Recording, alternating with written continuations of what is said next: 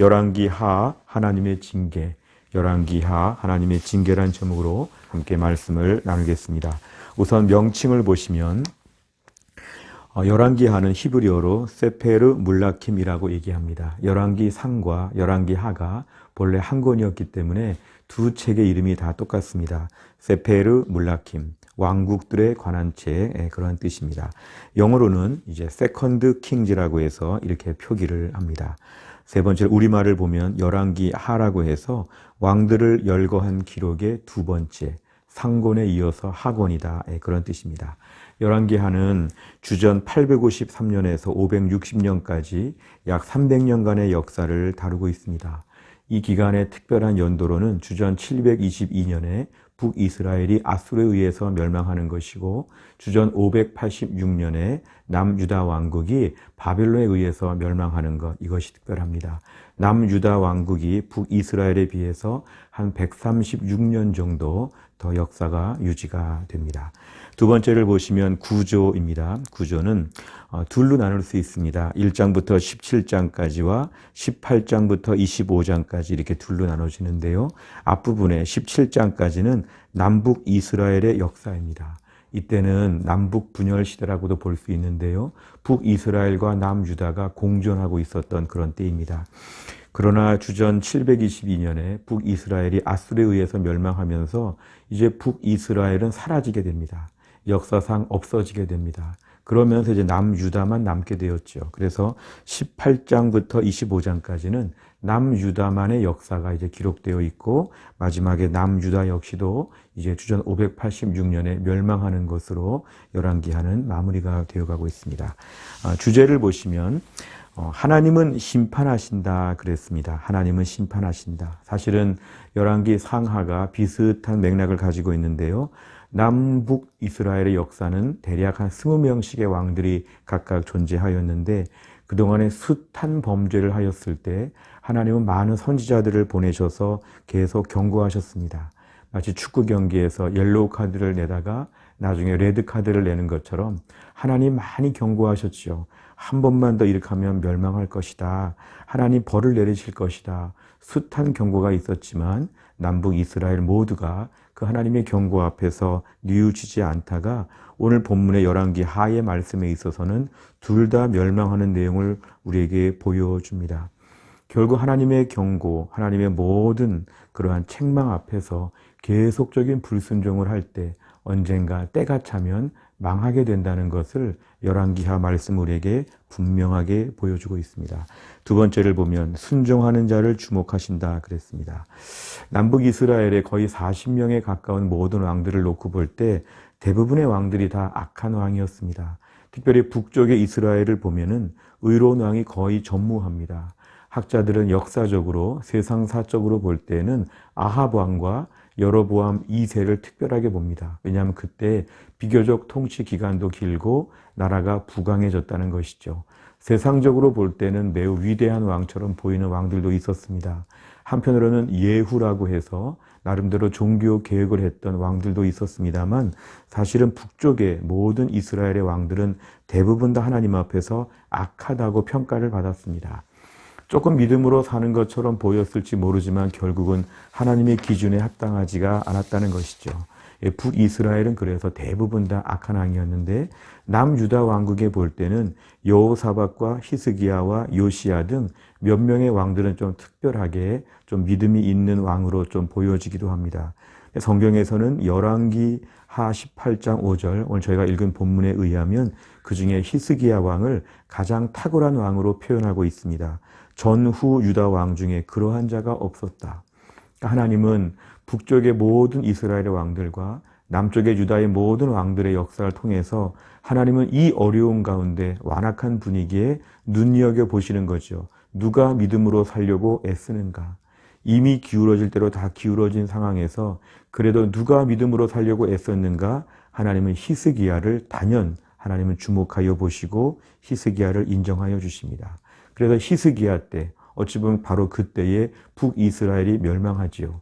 북이스라엘을 멸망시킨 아수르가 사실은 남유다 왕국은 더 작은 나라였고 힘이 없었는데 히스기야가 왕이었기 때문에 오히려 그때 멸망하지 않고 버텨내게 됩니다. 그래서 남유다 왕국의 역사가 조금 더 길어지게 되었습니다. 결국 이 히스기야 왕을 볼 때 하나님은 순종하는 자를 항상 따로 구별하여 주목하여 보신다는 것을 우리에게 보여줍니다. 세 번째를 보면 하나님은 회복시키신다 그랬습니다. 열왕기하 맨 마지막 부분을 보면 25장 27절 이하에서 유다의 왕 중에 여호야긴을 하나님이 잿더미에서 회복하게 하십니다. 감옥에 들어간 지 포로로 잡혀가서 37년간이나 그는 왕의 자리를 잃어버렸지만 그는 그 모든 왕의 자리를 회복하게 되고 이제 풀려나게 됩니다. 결국 그는 하나님의 일방적인 은혜로 말미암아서 열왕기 하 부분에 있어서 그는 다른 왕들과 비교하여 더 높은 자리로 하나님이 세워주셨다고 얘기합니다.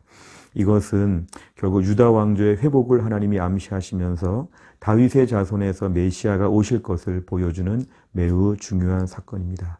우리가 알 수 있는 것은 하나님은 심판 중에라도 하나님의 백성을 버리지는 않으시고 하나님이 돌보시고 결국은 회복의 길이 항상 있다는 것을 우리에게 보여주고 있습니다.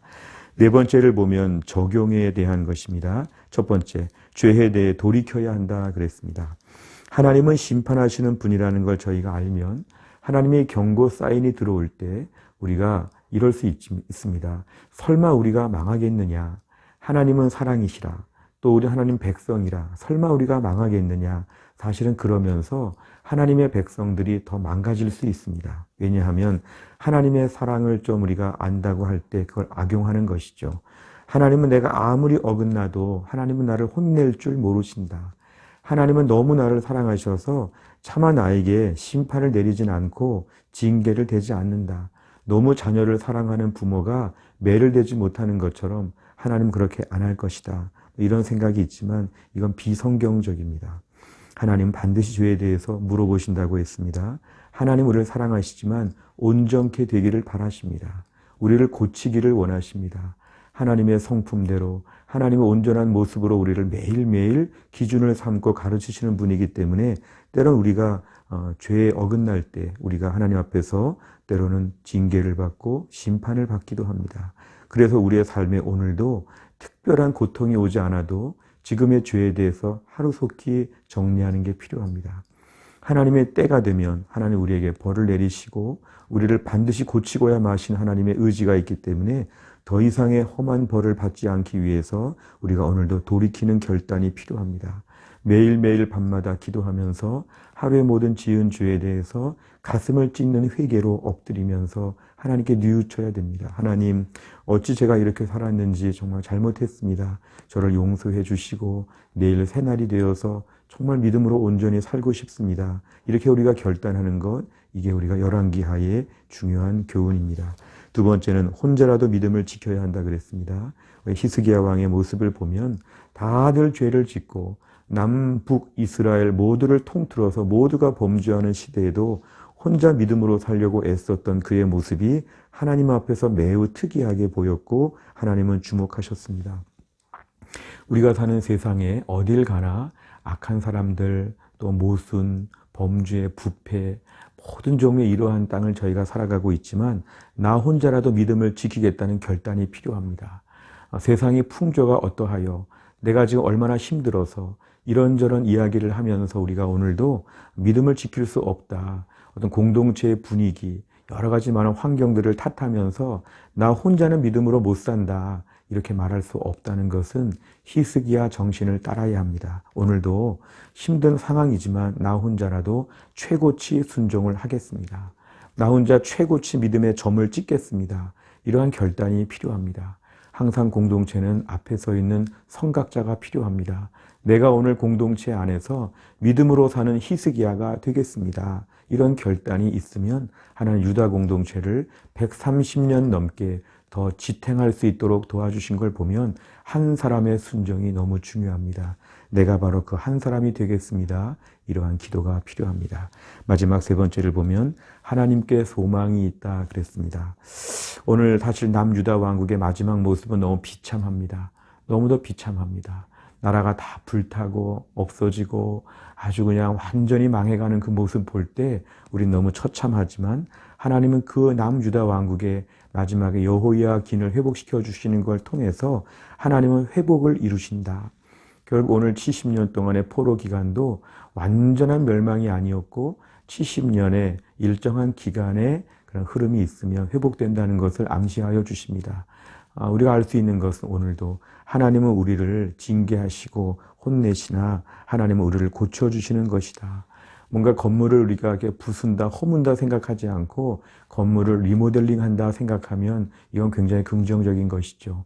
하나님은 오늘도 우리에게 뭔가 징계하시고 우리에게 좀 매를 대실 때가 있지만 하나님은 오늘도 우리를 온전케 하신다. 그리고 회복시켜 주신다. 하나님께 우리가 소망을 품어야 합니다.